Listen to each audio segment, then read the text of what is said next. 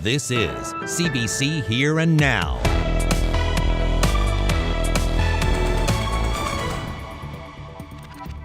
So these bright lights here in the Battery sparked a protest at City Hall today. Jeremy Eaton will have the details right away.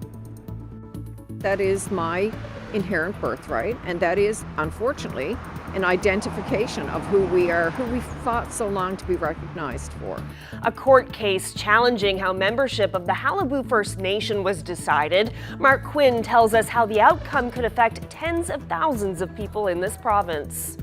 I like working with Canadians, especially Canadian celebrities, and putting them in Canadian designers. And stay with us a little later on Here and Now. She's shot for Vogue and Vanity Fair. Hear more about Lindsay and Delaney's work and what the fashion photographer is doing next. Good evening and welcome to Here and Now. We begin tonight with the ongoing dispute in the Outer Battery that's led to late-night chainsaw renovations and a protest at City Hall. For months, residents have been asking council to take action against one property owner who refuses to turn off bright lights that are disturbing neighbors. Well, this afternoon, council voted on that issue. Here and Now's Jeremy Eaton has been following this story today and joins us now live. So, Jeremy, what can you tell us? Carolyn, I'm sure it's pretty easy to see these bright lights here behind me, and that's at the center of this issue here in the Outer Battery. But I will lead off by saying that things didn't go the way that residents down here would have hoped at City Hall. So last week, Deputy Mayor Sheila O'Leary made a notice of motion so that this week she could make a motion which would call on the province to make amendments to the City of St. John's Act that would deal with the nuisance lighting bylaw, which would deal with this issue here behind us. But we'll get to that in a moment. Now, over the weekend, this neighborhood dispute took a very sharp turn. Take a quick look at this.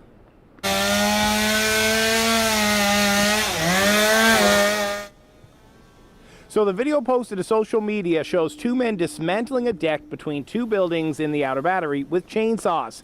This video was recorded around 10:30 p.m. on Friday night. An apparent escalation pitting one neighbor against other residents in the Outer Battery. Now, the RNC confirms that it was called to the scene over the weekend and that it is still investigating. Now, if you can see that red building on the right, that is the historic Twine store, which was formerly owned by Charlie Piercy. Now, from Twine stores to City Hall. A protest of the bright lights had already been planned, but the events over the weekend only seem to encourage more people to show up in the rain today, carrying lights and holding up signs. About 70 people showed up in solidarity for the residents impacted in the Outer Battery. Among them, Christina Smith, who says an access to information request says there is a long list of places where lights are also a problem. In all these complaints that the city has got, the answer has been the same. No infraction, no action required. So the problem is that people are still suffering all over St. John's because the city has no way to do anything about this. So Outer Battery residents have had many other issues over the past few years that we've requested the city's help with. And as the mayor said on NTV on Tuesday, much time and effort has been spent from City Hall staff wasted on this. Unfortunately, no action has been taken by the city in almost every case. So good bylaws and enforcement by the city would have prevented the situation that's happening in our neighborhood and is happening in other neighborhoods too. The folks outside moved inside, filling the council chambers at City Hall for the first time in years. It was standing room only, and security ended up turning people away due to capacity limits. Now, they gathered around to listen to the deputy mayor bring forth the motion, and then it was debated by council. Councillor Ron Ellsworth seconded Sheila O'Leary's motion, but then quickly voiced his argument against it, as did every other councillor present, as well as the mayor. This motion is nothing more than political expediency, in my opinion. We all are aware around the table, we have no ability to address this issue in the Battery. If this motion was to pass, then you're looking at a 6 to 12 month process. The staff will need to investigate best practices, not only locally, but nationally, go through the City Act, make sure anything being brought forward doesn't contradict the bylaws already in place. We will need to seek community input, draft a law, work with the province to iron out, and eventually get an agenda for the province. I understand from commentary, and the Deputy Mayor just alluded to it, that Minister Abbott has agreed to have it placed on the next sitting of the House. Maybe the Minister could use is political power to expedite the process to have the City Act updated, which would serve our entire city. Okay, Jeremy, so with this motion defeated, what is the next step now? So the MHA for this area is John Abbott, and he actually attended the protest today. Now, he told the crowd and the media gathered that he thinks the city has been dragging its heels on this issue and that it should have been solved by now, and it should be a lot easier than they're making it out to be. Now, the House doesn't sit again until March, but he says he will bring it forward, and here's a little bit more of what he said to us earlier today. Still amazed at the city's response on many levels. And just given the antics really over the past week, where the deputy mayor says she's putting in a motion and then the mayor came out to basically undo that, which I really couldn't understand, and then threw something else on the table today, which I view as really to obfuscate a very basic issue. And if you look across the country, cities of this size have a very specific bylaws for lighting nuisances, and this can be implemented here very quickly. Now, every councillor who did speak up and the mayor both said that they're not opposed to amending the City of St. John's Act. However, they don't want to make just one amendment for one sort of specific thing, nuisance lighting. So what they want to do is have an overhaul of the whole amendment of the St. John's Act, but that takes the provincial government to do it, and it also takes time to do it. I think the mayor said today that they've been calling up for changes to this act for about 35 years. If you look at the act, it deals with horses and having horses and carts, which is something we haven't had in a long time. Now, as for the residents here in the Battery, they were disappointed with what happened today, and even though the rain that's coming down harder now, it didn't seem to dampen their spirits. They've been living, a lot of them have been living here for a long time, and they want to continue to live here for even longer, and they're not going to be deterred by these lights here behind me. They're going to continue to fight it until they can try to sort of figure out a resolution so that everybody can live here happily and peacefully in probably one of the most scenic, almost postcard picturesque places in the entire province. Reporting live for Here and Now, I'm Jeremy Eaton in St. John's.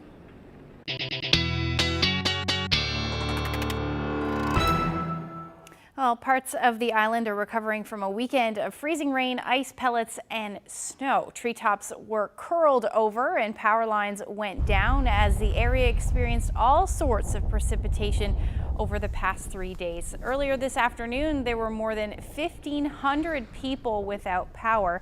And according to the Newfoundland Power website, all customers are expected to be restored by tonight. Now, the snow and ice buildup on the roads led to slippery conditions on the highway as well.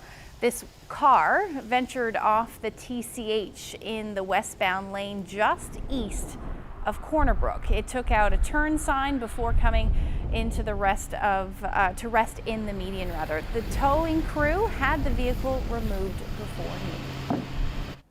And just take a look at the satellite and radar loop from Friday through to Sunday. Just a constant stream of moisture, which is what led to that freezing rain and ice pellet mixture for a good chunk of central parts of the west coast, but that fell as rain and heavy at times along the south coast and parts of eastern Newfoundland as well. Today we do still have a number of warnings in place. Rainfall warning for the south coast, wind warnings for parts of the west coast, some freezing rain warnings still in place for the island, and now we have freezing rain warnings up across Labrador. That is going to continue as we head through the night tonight, eventually even as we get into, well, tomorrow and then even into Wednesday for parts of Labrador, particularly the southeast. We could be talking about some significant freezing rain conditions for you as well, but we'll talk about what's left when I come back. Thanks, Ashley. Well, some insight tonight from the Department of Health on the latest flu numbers. The number of confirmed cases is down so far this year. There were 44 confirmed cases of the flu in the first week of January. That's less than a quarter of what was being reported in mid-December. 16 people were hospitalized in the new year and one person has died. More than half of the cases were in people younger than 45. In politics, interim PC leader David Brazel is quitting the party's top job. Brazel announced today that he won't be running for the leadership due to health reasons. He told reporters he's still considering whether he'll run as an MHA in the next election. I'll make that decision, It'll be based on, my health at that time. I'm very hopeful this time next year my health condition will be improved dramatically than it was probably 10 years ago. That'll play into my decision there. My objective here is to get the party to the leadership convention in a good place, and then confident to work with the new leader then to get that individual to be able to move the party into a general election and ready to govern. Brazel was hospitalized in October after a heart attack. He plans to stay on until a new leader is announced later this year. Now to the courts. A St. John's teacher accused of having sex with one of her students is now awaiting a verdict. Both sides delivered their closing arguments in the case against Krista Grimes today after the defense declined to call any witnesses. As Here and Now's Malone Mullen reports, her lawyer says the incident in question is based on little more than rumor.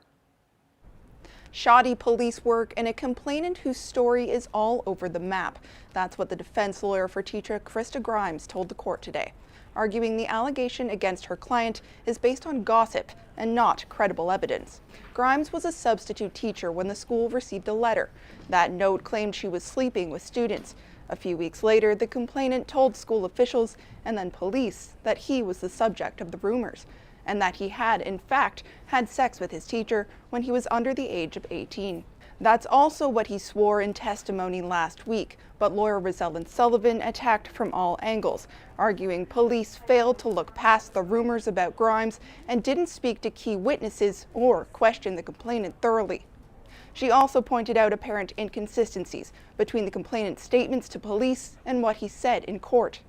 Sullivan said different statements about where, when, and even how the two allegedly had sex suggested the complainant was lying to save face after starting a rumor among his peers. When you set out to tell your friends that you slept with the teacher, that's quite an accomplishment, she said.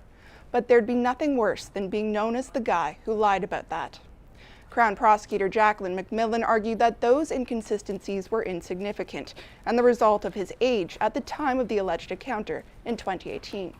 He was straightforward and didn't embellish, she said, and only denied the alleged encounter at first because he was afraid that he and his teacher would get into trouble. His evidence is that placed a weight on his shoulders, she said, which was only relieved when he told the truth a few weeks later, that he was a victim of a sexual offense. Grimes faces at least a year behind bars if she's convicted of sexual exploitation. That decision comes down at Supreme Court on February 10th. Malone Mullen, CBC News, St. John's. Well, a court case decades in the making has been delayed for at least one more day. 6 people are at the Supreme Court in Newfoundland and Labrador challenging how membership of the Halipu First Nation was determined. The outcome could affect tens of thousands of people. Here and Now's Mark Quinn reports. It started with a traditional Mi'kmaq smudging ceremony outside the courthouse. Inside, everyone was ready to go, but a flight for one of the lawyers representing the federal government was delayed, and now the case is set to start tomorrow. It's disappointing for people who've come a long way to be here. The most important thing is to provide support for all the people that were taken out of the band inappropriately and disenfranchised from the band when they brought in this so-called supplemental agreement. The goal of this case is to scrap the criteria that was used to decide who is a member of the Halipu Mi'kmaq First Nation. The band was established with an agreement in 2008 to recognize the tens of thousands of Mi'kmaq people in this province who'd been denied Indian status when Newfoundland joined Canada. More than 10 years ago, the band and the federal government started accepting applications for membership. But when the number of applicants ballooned beyond 100,000, band leaders and the federal government took steps to limit eligibility. A supplemental agreement introduced new criteria, a point system that scored people based on where they live and their cultural practices. Thousands of people like Connolly, who were members under the original agreement, suddenly lost their status. My kids were torn apart. You know, they were recognized in school for being Native, and to be told that they're not now had a traumatic effect on them too, as well as me and many of the other people that have been traumatized by all this. Margaret Cranford is an original member of the Newfoundland Federation of Indians since the 1970s, when it began its fight to have the province's Mi'kmaq recognized. The supplemental agreement took her band membership away. It's like our whole lives we've been saying we're here and we're invisible, never having been recognized. And then you get that little bit of recognition that we actually exist, only to have it torn away from you to accommodate a process that wasn't agreed upon through the original peoples, through the grassroots peoples. That's actually a huge injustice. Indian status comes with federal education and health benefits, but both say that's not why they're here. There's so much emphasis put on the status card and the benefits. I'm 60 years old. I don't need the benefits. I work for a living. It's not about that. That is my inherent birthright, and that is, unfortunately, an identification of who we are, who we fought so long to be recognized for. The trial is scheduled for 3 weeks. Connolly and Cranford hope the agreement that was used to decide who is Halipu is thrown out and replaced with new, more inclusive criteria. Mark Quinn, CBC News, St. John's. A group of Afghans in St. John's organized a rally over the weekend to draw attention to the treatment of women and girls in Afghanistan. It's now been almost a year and a half since the Taliban took over power in the country, and since then, people's rights have been restricted, including women being banned from receiving a university education. Here now's Henrika Wilhelm spoke with some of the organizers at the rally. I think knowing the details is what matters. What the media tells you is like women are being oppressed. Sometimes you might think they are being oppressed everywhere. And sometimes my people tell that there are gender discriminations. Gender discrimination might be all over the world, but this is a whole different level.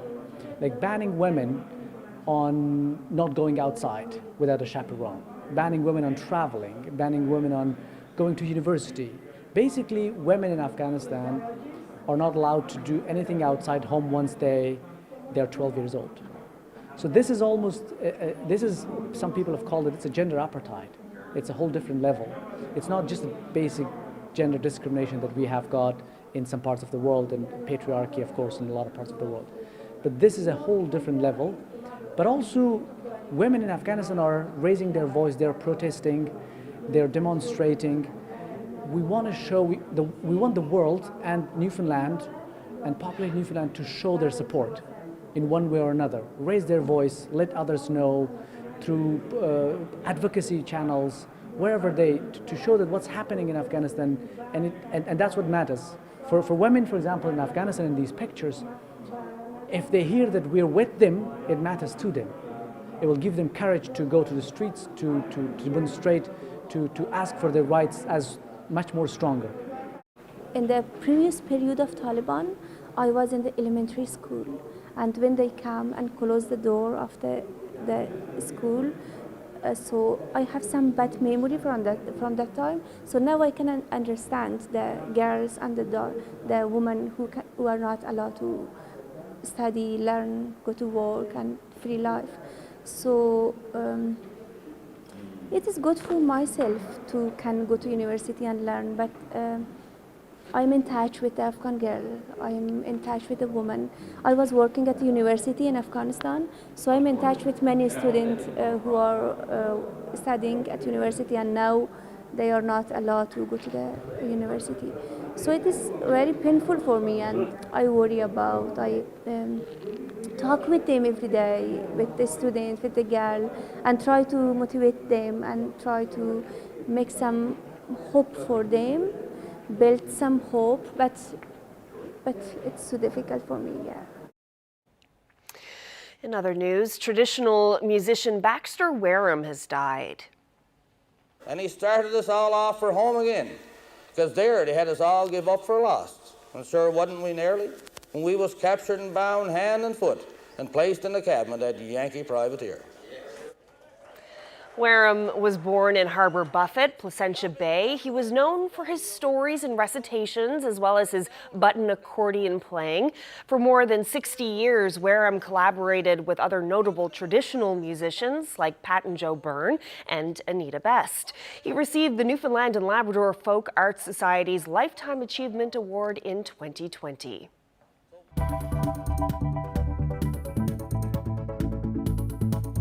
Well, temperatures this weekend were warmer than parts of the Caribbean. We'll talk about that coming up. It is the time of year where we're all feeling the blahs.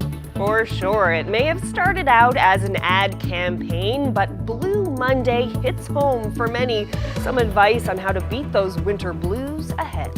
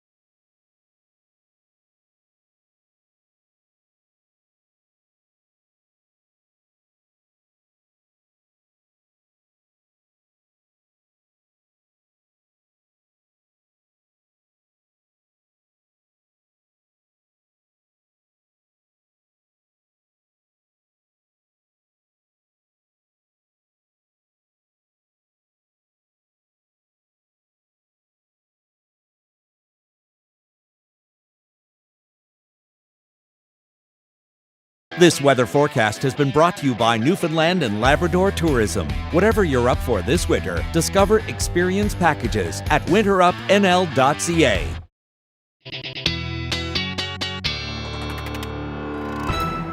Wow, well, last week as we were going into the weekend, there was so much weather to talk about, and it really did pan out in a lot of places. I couldn't get over how warm it was in the east. Yeah, so let's start with that. It was 13 degrees in St. John's on Saturday, and then even into the evening hours, it was warmer than parts of the Bahamas and even in Florida. Wow. Yeah, and it's all because of where that, originated from, all that air originated from. So we're seeing a very different story, though, out ahead of that. Lots of snow. Let's take a look at those numbers. This is just a recap of what happened through the weekend. So Daniels Harbor picked up 37 centimeters of snow, Lassie 31. You can see through Corner Brook, Lanzaloo, Millertown all picked up about 19 centimeters of snow.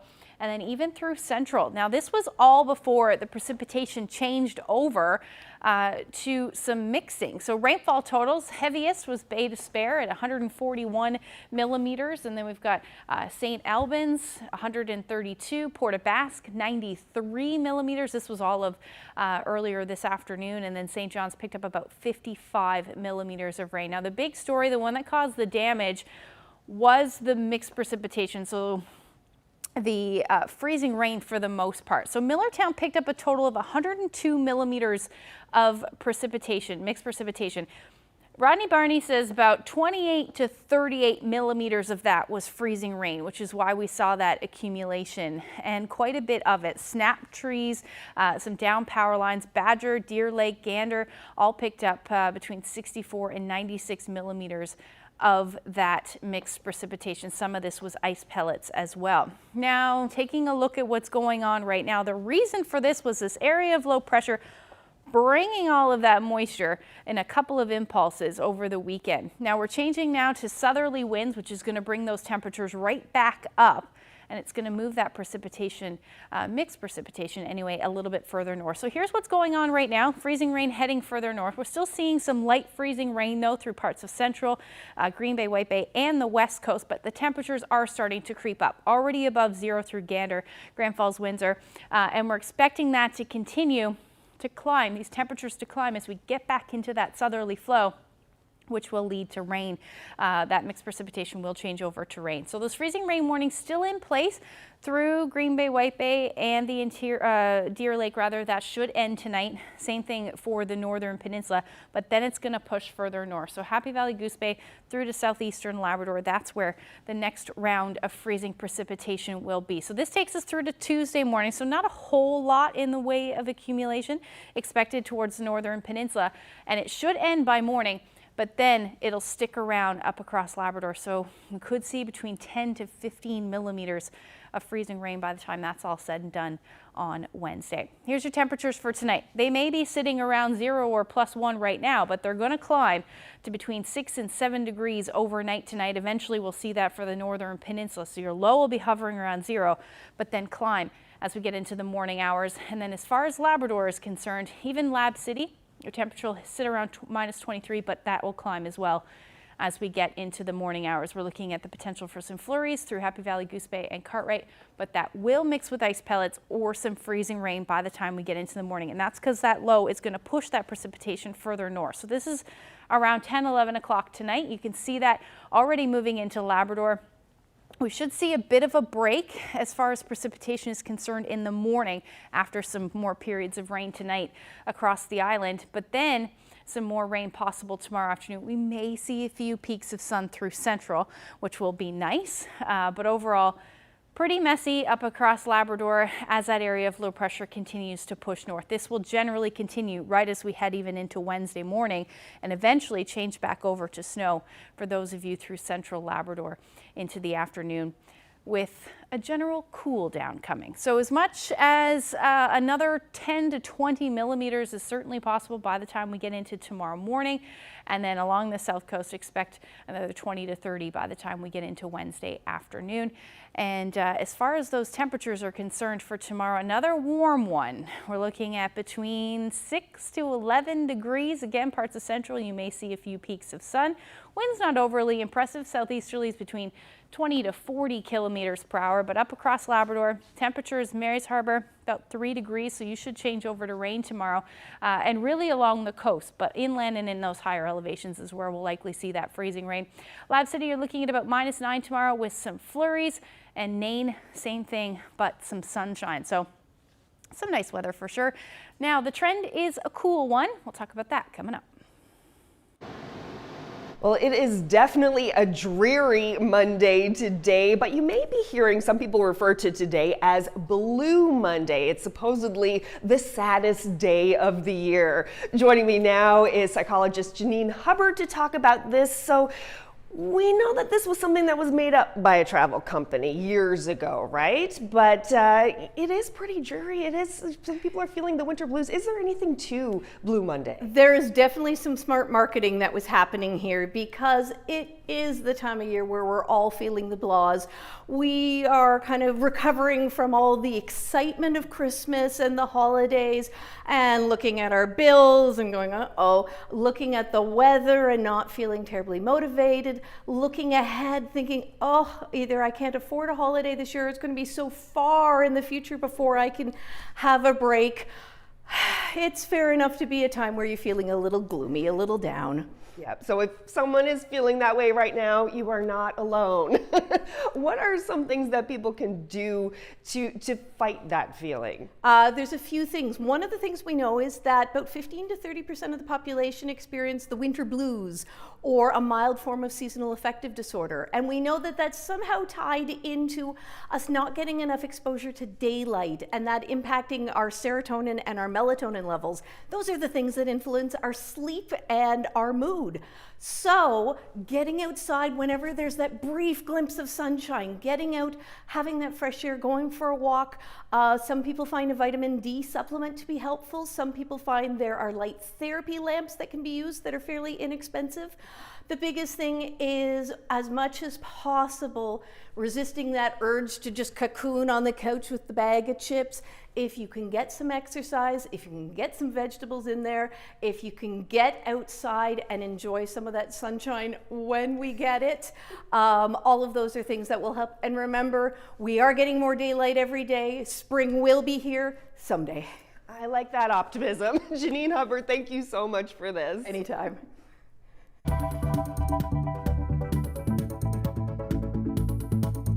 I have some things coming up. I'm going to be going to the United States, which is really great. I'm going to go make that American money. And she's making it by appearing in the pages of Vogue and Vanity Fair. We meet fashion photographer Lindsay and Delaney and learn about her career and a local shoot she just couldn't turn down.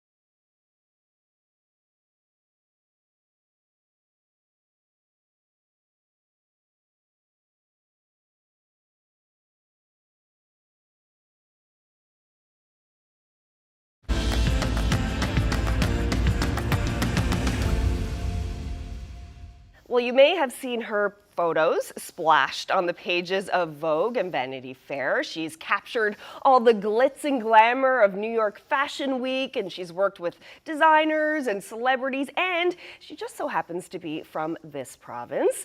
Lindsay and Delaney is joining me now to talk about her work. So, Lindsay Ann, can you start by just telling us a bit about yourself and how you got into photography? So I did my first photography course at New England School of Photography in Kenmore Square in Boston. That was a basic turn your camera on, turn your camera off. And I came back to Newfoundland and I did a diploma at the College North Atlantic. And then I went on and did a degree at NSCAT University. And then I went to Toronto and did an internship with a fashion photographer. And I got a gig as a photo assistant at St. Joseph Communication as a fashion photo assistant. And I just kept going. You were determined. This is what you wanted to do with your life, it sounds like. Following the energy. And now I'm sitting in front of you right now. So obviously I did something right. And what drew you to photography to begin with? You know, I've always loved seeing a vision and seeing that vision come alive. If you look at my work, anything that you see, I've creative direct, I've thought about it. I did this beautiful photo shoot in an underground subway station in Toronto, and I'd seen that, and I've been waiting to do something like that. So it's just, I'm a visionary. You know, I come from a very, really good, loving family. My mom's a kindergarten teacher, my dad's a professor. So there was always structure and things to do in my house. But, you know, photography, it just made me, I love the photos and the lighting. Like, I love light. Morning light is my favorite, and it just, the feeling and energy it gives to me, I just kind of went with it. And I mentioned that, you know, you've worked with celebrities. Can you talk a bit about the work that you've done? So most recently, I had a cover of this drop with Scarlett Bobo from Canada Drag Race. She's dressed in vintage couture. And then I have Rain Mehta and Chantel Carviazza I just recently worked with. When I shot Chantel and Rain, I was actually out to dinner, and one of his PR people were sitting next to me, and then the owner of the restaurant, super fresh, I was like, I need to shoot here. And within a matter of 2 weeks, I was shooting Rain and Chantel in that restaurant. That was a big win for me. I was, you know, so great. I worked with Jason Priestley. You know, it's one of those things that I like working with Canadians, especially Canadian celebrities, and putting them in Canadian designers. So in the beginning, that's how I started working. Celebrities like other people, but it's really great to meet creative energies because they're on a journey as well, whether you're an actor or a singer or a dancer or a model, you know, it's because it's not easy to, it's a different path. So I feed off that energy as well. And your work is just beautiful. Thank you. What do you look for a great photo? Like, what makes a great photo for you? Oh my goodness, there's so many aspects. I mean, I would be nowhere without my teams. You know, like there's a stylist, there's a makeup artist, sometimes there's an art director, the location. A great photo for me is if you look at my work and you get a feeling and you feel that energy, you're gonna get a piece of Lindsay too. But I am working with designer Leslie Hampton, who's also from Newfoundland. We're gonna be shooting some campaign shots in Middle Cove Beach. She had messaged me and asked if I was gonna be home. I was supposed to fly out today. And I was like, no, I can change my ticket. Let's go to Middle Cove and shoot some Canadian fashion. You were recently named one of the top 25 Canadian talents in arts and fashion, right? Can you tell me about that and what that was like for you? That was a really good moment for me. Honestly, it makes me emotional. I remember getting the phone call from the president of the Canadian Arts and Fashion Awards. I've been in Toronto for a minute, and with the pandemic and everything, I was supposed to pop off. I had so many things. So when they named that list, it's called the New Gen list. It was the top 25 Canadians in Canada to look out for. And for me to be at Canadian Arts and Fashion Awards on a red carpet, being interviewed, in a custom-made RB&G gown fit to my body. It's the first plus-size gown she'd ever made. But she's also dressed like Paris Hilton, Jennifer Hudson. Like, this brand is massive. It was like my Cinderella fashion moment, but also validation from the community because people had to nominate you in order for you to get in, and then they asked for me to submit my work. I didn't think anything of it because, you know, we all have highs and lows in our careers, but that was definitely something that put, you know, the fire under my bum again, for sure. So what's on the horizon for you? Like, when does that cover come out? What's next? So the cover drops this month, so probably next week sometime. I have some things coming up. I'm going to be going to the United States which is really great. I'm gonna go make that American money. I definitely have some things on the pipe, but I can't really talk about, but there's a lot of creative direction coming in my way. I'm gonna be moving more into creative direction and directing. Not that I don't love photography, but it's time to level up in certain ways. But I'll definitely keep you posted, Carol. Yes. Well, I look forward to seeing what you do next. It's always nice to meet creative minds from this province. Thank you so much for coming in. Thank you for having me. I really appreciate it.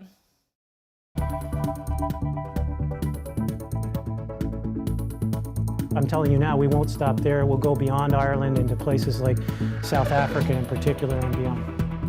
Now Ireland and soon South Africa, the Premier talks healthcare staffing pressures with Rosemary Barton and the lengths government is going to recruit workers.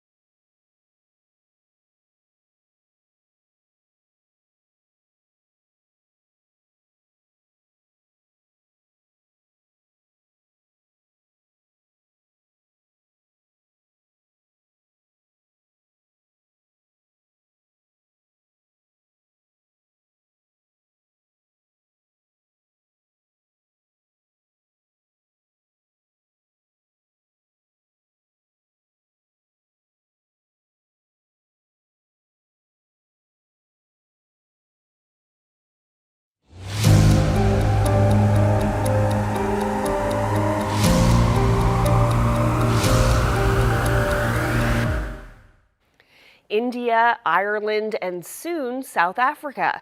Newfoundland and Labrador is going abroad to recruit healthcare professionals.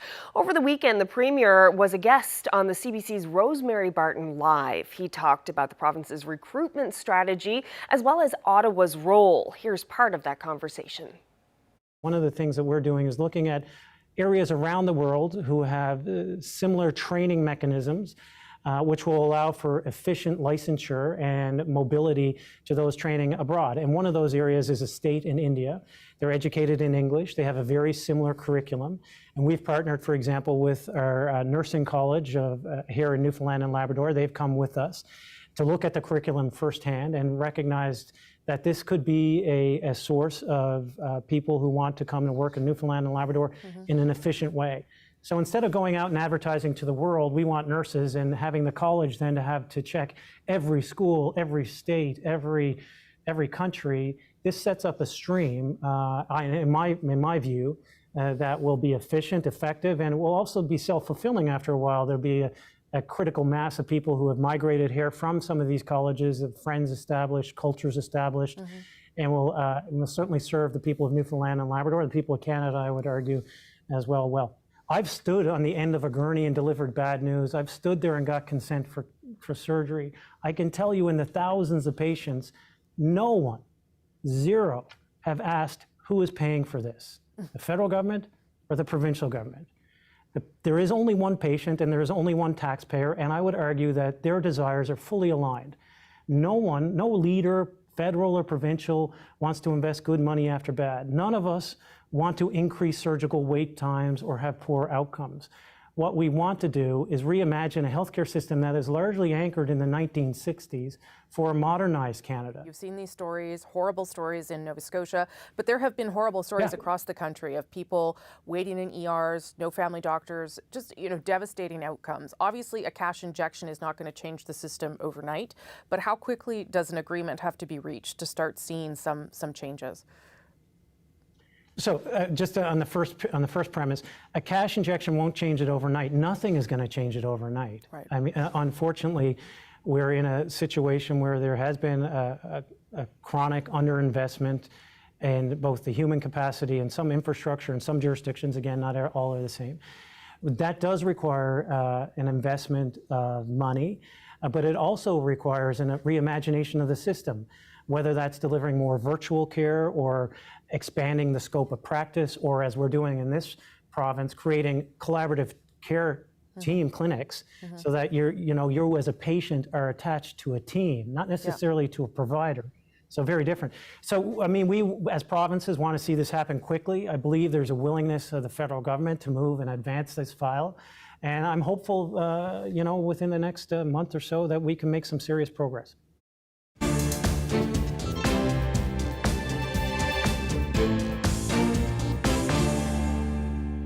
Well, many federal public servants returned to the office today, some for the first time in almost 3 years. They're supposed to start going back to work this week.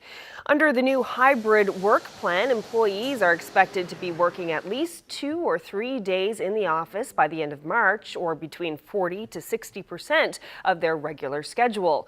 The one-size-fits-all model will come into full effect by March 31st.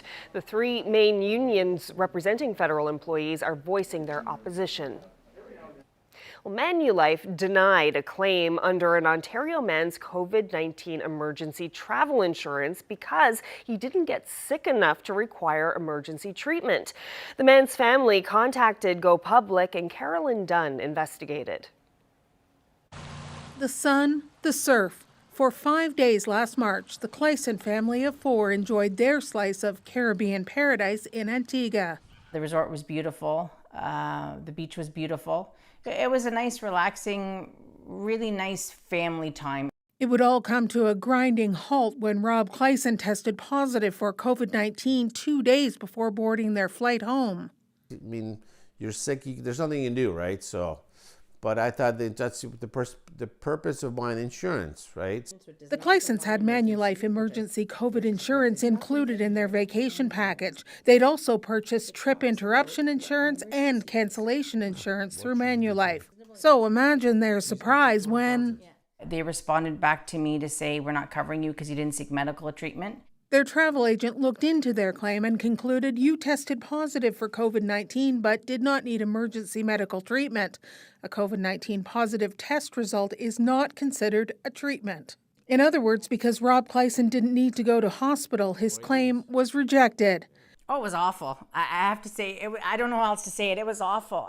But in the policy itself, the definition of treatment includes but is not limited to investigative testing. This personal injury lawyer calls it an unusually clear case of a bad denial. This is a claim that falls within the four corners of the policy. It's one that should be paid out and covered.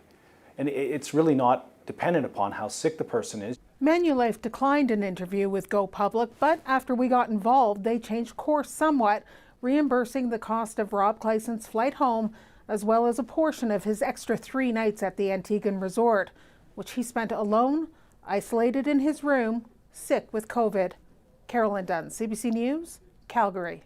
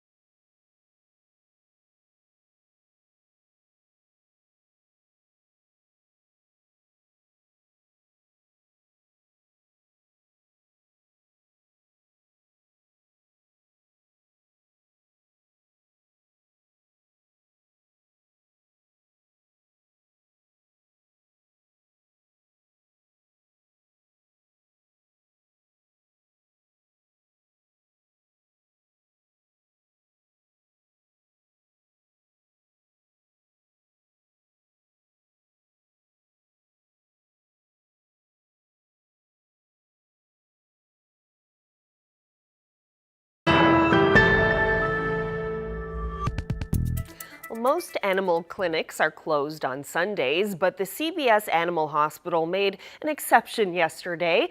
It was all for a good cause, to raise money for an upcoming veterinary trip to Ecuador. Here now's Henrika Wilhelm stopped by to check it out. Members of our team are volunteering their time to cut nails for cats and dogs, and all of the money that we raise goes directly to our team that's going to Ecuador in May to spay and neuter about 500 animals that are in need. In November, I was fortunate enough to be part of the first group to go to Costa Rica. It was honestly a life-changing thing to be able to go and help these people in villages that had no access to this type of care. To do 447 animals was just almost unbelievable to be able to do that much. So to be part of something so large that's making such an impact, when you have dogs that are free roaming everywhere that you go, and you have cats that don't have homes and they aren't getting spayed and neutered, which has all the health risks of not being spayed and neutered. So even just doing this helps to extend the life and the quality of life for the animals that we did do, and then just reduce the pet population. I'm very excited to be traveling to Ecuador. It's definitely going to be an experience, and we're very excited to be able to put my skills to use and be able to help out. When we open the doors at 10 o'clock, there's always people waiting. They're here, they're waiting for the doors to open, and it's definitely heartwarming. It's great to see. You always, when you put something off like this, you always think in the back of your head, is anybody going to show up? But I have to say, every nail trim we do at least one a month, and it's always such an overwhelming support, and we do get quite a few animals come in for nail trims, and it's great. It does take quite a bit of funds to be able to do something like this. We purchase all of our surgical supplies that we have to bring down, because they don't have all of the things that are needed. So with regards, it could be surgical sutures and stuff like that. It's definitely things that we can bring down, so that way if we don't reach our goal and we can't complete all of the animals, we'll leave that there for them, and as basically a donation to them, so that way they can continue the work and have supplies available and not have to spend the money on it.